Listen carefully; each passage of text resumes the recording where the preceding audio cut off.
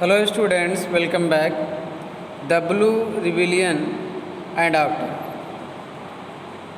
नील विद्रोह और उसके बाद इन मार्च 1859 thousands of riots in Bengal refused to grow indigo. मार्च 1859 में हजारों रायत बंगाल में नील की खेती करने के लिए मना कर दिए। एज द रिविलियन स्प्रेड, जैसे जैसे विद्रोह फैला, रायट्स रिफ्यूज टू पे रेंट्स टू द प्लांटर्स, और इसके बाद जो रायट्स लोग थे वो प्लांटर्स को रेंट देने के लिए भी मना कर दिए। एंड अटैक्ड इंडिगो फैक्ट्रीज और factories armed with swords, spears, bows and arrows, और ये लोग इंडिगो फैक्ट्री पर ये अस्त्रों से तलवार, भाले और धनुष, तीर, इन सब से जो है फैक्ट्री पर अटैक कर दिए।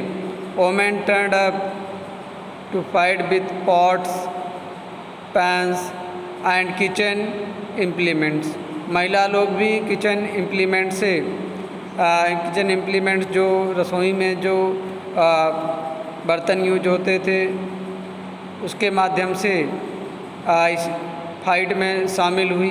Women turned up with up to fight with pots, pans and kitchen implements. Those who worked for planters were socially boycotted, तो जो लोग प्लांटर्स के लिए काम करते थे सामाजिक रूप से उनका बहिष्कार किया गया। And the gomasthas agent of planters, ये गुमास्ताज कौन थे? ये प्लांटर्स के एजेंट थे, जो है ये प्लांटर्स के लिए वर्क करते थे।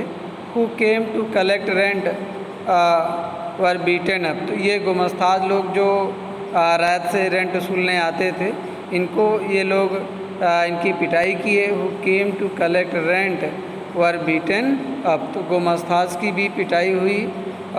Rights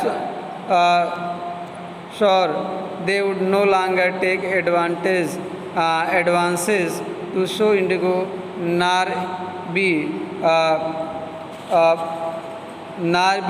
blade by the planters lathiyals, the lathi wielding strong man maintained by the planters. तो ये लोग कसम खाए कि अब हम इंडिगो प्लांटर से जो है एडवांस में नहीं लेंगे, और जो प्लांटर्स के द्वारा जो लाथियाल्स, ये लाठीधारी लोग जो हैं इनसे भी नहीं डरेंगे जो प्लांटर्स के द्वारा मेंटेन किए जाते थे, क्योंकि विद्रोह चल रहा था तो जो प्लांटर्स थे वो लाठी बाजों को अपने पास रखे थे, रायट्स को मनाने के लिए उन पर अटैक करवाते थे।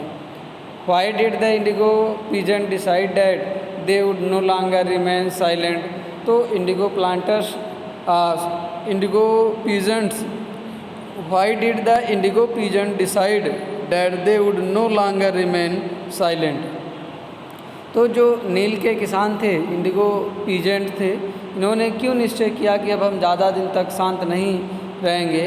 वाट gave them the power to rebel, तो इनको ये शक्ति कहाँ से मिली विद्रोह करने के लिए, रिबल करने के लिए? क्लियरली, ये तो स्पष्ट है, the Indigo system was intensely oppressive, तो इंडिगो सिस्टम जो था वो काफ़ी ऑपरेसिव था, अत्यधिक दमनकारी था, क्योंकि ये जो नीति बनाई गई थी उस प्लांटर्स को लाभ होता था, जो रायट्स जो इंडिगो प्रोड्यूसर थे उनको कोई इसमें मुनाफा नहीं हो रहा था नील की खेती में। But those who are oppressed don't always rise up in rebellion, लेकिन जो हमेशा दबे रहते हैं, जो दबे हैं वो हमेशा विद्रोह नहीं करते हैं। They do so only at a time, तो एक ही समय विद्रोह करते हैं। मीन्स जब उनको लगता है कि हमें काफ़ी दबाया जा रहा है, हमारा शोषण किया जा रहा है, तो वो संगठित होकर के विद्रोह करते हैं।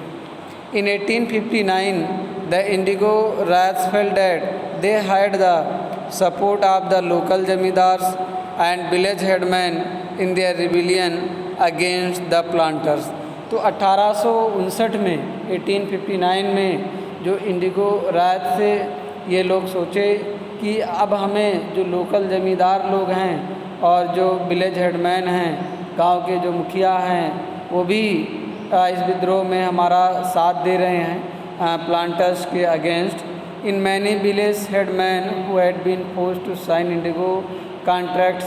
तो बहुत सारे गाँव में जो विलेज हेडमैन थे जिन्हें बाध्य किया गया था इंडिगो कॉन्ट्रैक्ट पर, इंडिगो अनुबंध पे साइन करने के लिए, मोबिलाइज द इंडिगो पीजेंट्स। ये लोग इंडिगो पीजेंट से आकर के मिले एंड फाट पिच्ड बैटल्स विद द लाथियाल। तो जो लाथियाल थे मीन्स जो लाठीधारी लोग थे, उनसे आमना सामना हुआ, उनसे लड़ाई लड़े जम करके ये लोग headmen, village headmen. In other places even the zamindars went around village urging the ryots to resist the planters. और बहुत सारे स्थानों पर यहाँ तक कि जमींदार लोग भी गांव-गांव में भ्रमण किए और रायतों से ये अर्ज किए, निवेदन किए कि आप लोग प्लांटर्स के लिए ये मना कर दें कि हम नील की खेती नहीं करेंगे। Urging the ryot to resist the planters, planters से मना कर दें कि हम नील की खेती अब नहीं करेंगे। These zamindars were unhappy with the increasing power of the planter. तो ये जमींदार लोग खुश नहीं थे, अनहैप्पी थे प्लांटर से, क्योंकि इनकी शक्तियाँ काफ़ी बढ़ती जा रही थी प्लांटर्स लोगों की। And angry at being forced by the planters to give them land on long leases. क्योंकि ये लोग बात करते थे कि हमें लंबे समय तक जो है ज़मीन मिली रहे खेती करने के लिए। Planters and angry at being force by. तो ये ज़मींदार लोग प्लांटर्स के द्वारा फोर्स किए जाते थे, इनको लैंड लॉन्ग लीज पे, लंबे समय के लिए लीज पे दे दी जाए। At being forced by the planters to give them land on long leases. The indigo peasants also imagined that the British government would support them in their struggle against the planters। तो जो Indigo peasant थे ये लोग भी कल्पना किए, imagine किए कि जो ब्रिटिश गवर्नमेंट है वो हमारा इस संघर्ष में प्लांटर्स के जो विरोध में हम लोग कर रहे हैं इसमें साथ देगी British government. After the revolt of 1857 the British government particularly worried. तो 1857 की क्रांति के बाद ब्रिटिश गवर्नमेंट विशेषकर ये काफ़ी चिंतित थी about the possibility of another popular rebellion, की कोई और पॉपुलर रिबिलियन ना हो जाए। When the news spread of the simmering revolt in the indigo district. तो जब ये न्यूज़ फैल गई जहाँ पे इंडिगो का उत्पादन होता था, the lieutenant governor toured the region in the winter of 1859। उसके बाद जो लेफ्टिनेंट गवर्नर थे ये टूर किए उस क्षेत्र का, विंटर में, सर्दियों का मौसम था 1859 में। The ryot saw the tour was as a sign of government sympathy for their plight. तो इस तरह से रायत लोगों ने देखा कि जो सरकार भ्रमण कर रही है इंडिगो जहाँ पे प्रोड्यूस किया जा रहा है उस क्षेत्र में, ये सिंपैथी सोचे कि सरकार के द्वारा ये हमारे लिए सिंपैथी, दया दिखाई जा रही है। व्हेन इन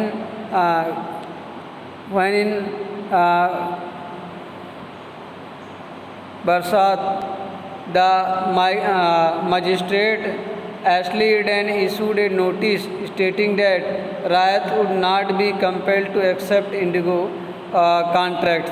ये जो एशली ईडन थे इन्होंने एक नोटिस जारी किया और कहा कि रायतों को कंपेल नहीं किया जाएगा, बाध्य नहीं किया जाएगा कि इंडिगो कॉन्ट्रैक्ट्स के इंडिगो कॉन्ट्रैक्ट को एक्सेप्ट करने के लिए।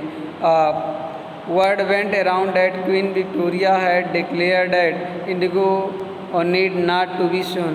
तो रायतों के बीच में ये फैल गया कि क्वीन विक्टोरिया ने ये डिक्लेयर कर दिया गया है कि अब नील की खेती करने की ज़रूरत नहीं है। वो तो इसको मना किए थे कि भाई कॉन्ट्रैक्ट नहीं किया, ज़बरदस्ती नहीं किया जाएगा, लेकिन जो राइट्स लोग थे ये समझ गए कि अब खेती नहीं करना है। Eden was trying to placate the peasants and control and explosive situation. तो ये ईडन ये चाहते थे कि जो एक्सप्लोसिव सिचुएशन है उसको नियंत्रण करना चाहते थे कि विद्रोह ना बढ़े, कोई बड़ा रूप ना ले ले। But this action was read as support for the rebellion. As the rebellion spread, जैसे विद्रोह फैला, intellectuals from Calcutta rush to the indigo district. तो जो बुद्धिजीवी वर्ग थे कलकत्ता के, ये इंडिगो डिस्ट्रिक्ट की तरफ रश किए, इधर चल पड़े। They wrote of the misery of the ryot. ये रायत के जो माइजरीज थी, जो उनके कष्ट थे, दुख थे, उनके बारे में लिखा। The tyranny of the planters and the horrors of Indigo system. तो ये प्लांटर्स के बारे में भी लिखा, कैसे ये लोग काफ़ी हॉरर्स थे, काफ़ी ऑपरेसिव पॉलिसी थी प्लांटर्स की, इन सब के बारे में ये लोग लिखे। Worried by the rebellion the government brought in military to protect the planters from assault. तो इसे चिंतित होकर के इस विद्रोह से सरकार ने मिलिट्री भी बुला ली प्लांटर्स को प्रोटेक्ट करने के लिए, कि जो ये रायत लोग इनका विरोध कर रहे थे। And set up the indigo commission to inquire into the system of indigo production. उसके बाद इंडिगो कमीशन नील आयोग का भी गठन किया गया, और इससे इस गठन का ये कार्य था कि ये इंक्वायरी करे, ये जानकारी जुटाए कि इंडिगो प्रोडक्शन में क्या समस्याएं हैं। Commission to inquire into the system of indigo production. The commission held the planters guilty. और कमीशन ने प्लांटर्स को गिल्टी, अपराधी साबित किया कि दोष प्लांटर्स का निकला। एंड क्रिटिसाइड देम, और इनकी आलोचना की गई। For the coercive method they use with indigo cultivators. तो जो ये दमनकारी नीति अपना रहे थे इंडिगो कल्टीवेटर्स के साथ प्लांटर्स लोग, इसका काफ़ी कंडमन किया गया, क्रिटिसाइज़ किए गए। कमीशन के द्वारा प्लांटर्स को क्रिटिसाइज किया गया। It declare that indigo production was not profitable for ryot. और आयोग ने ये निश्चय किया कि जो इंडिगो प्रोडक्शन है ये रायत के लिए लाभकारी नहीं है, प्रॉफिटेबल नहीं है, उनको फ़ायदेमंद नहीं है, मीन्स उनको नुकसान हो रहा है, उनको फ़ायदा नहीं हो रहा है इसलिए इसकी खेती में, इसलिए इसका विद्रोह हो रहा है। द कमीशन आज the ryot to fulfil their existing contracts. Commission ने द कमीशन आज the ryot to fulfil their existing contracts. Commission ने रायत को कहा कि आज the right to fulfil their existing contracts. रायतों से कहा कि जो एग्जिस्टिंग कॉन्ट्रैक्ट्स है, अभी जो आप प्लांटर से अनुबंध किए हैं, पहले उसको आप पूरा कर लीजिए, क्योंकि आप अनुबंध में हैं कि हम इतने दिन तक जो है प्लांटर्स के लिए नील की खेती करेंगे, तो वो पहले आप वो अनुबंध, वो कॉन्ट्रैक्ट तो पूरा कीजिए। But also told them that they could refuse to produce indigo in future. उसके बाद कॉन्ट्रैक्ट पूरा हो जाने के बाद आप ये मना कर सकते हैं प्लांटर्स को कि हम भविष्य में इसकी खेती नहीं करेंगे। But also told them that they could refuse to produce indigo in future. After the revolt, तो इस रिवोल्ट के बाद after the revolt indigo production collapsed in Bengal. तो इस विद्रोह के बाद बंगाल में इसका उत्पादन कम हो गया इंडिगो का। But planters now shifted their operation to Bihar. तो प्लांटर्स लोग अपना रुख अब बिहार की तरफ बढ़ गए, बिहार में इसका उत्पादन करवाना चाहते थे। With the discovery of synthetic dyes in the late 19th century their business was severely affected. तो जब ये कृत्रिम dye, synthetic dye late 19th century में आ गई, तो इस नील की खेती का जो बिजनेस था ये काफ़ी प्रभावित हुआ। But yet they manage to expand production, लेकिन फिर भी ये इसका उत्पादन बढ़ाने में जुटे थे प्लांटर्स लोग। Fine Mahatma Gandhi return from South Africa, तो जब महात्मा गांधी साउथ अफ्रीका से भारत आए, a peasant from Bihar persuaded him to visit Champaran and see the plight of the indigo cultivators there. तो एक पीजेंट था, बिहार का एक किसान था, उन्होंने गांधी जी से अर्ग्यू किया, रिक्वेस्ट किया कि आप चंपारण आइए और यहाँ के जो इंडिगो कल्टिवेटर्स हैं उनके दुख दर्द को सुनिए, उनकी प्लाइट्स, उनसे निवेदन को समझिए। Mahatma Gandhi visit in 1917 mark the beginning of the Champaran movement against the indigo planters. तो इस तरह से महात्मा गांधी ने 1917 में विजिट किए और ये इसको चंपारण मूवमेंट कहा गया अगेंस्ट द इंडिगो प्लांटर्स। तो इंडिगो प्लांटर्स के अगेंस्ट महात्मा गांधी ने चंपारण मूवमेंट चलाया, स्टार्ट किया 1917 में। Thank you.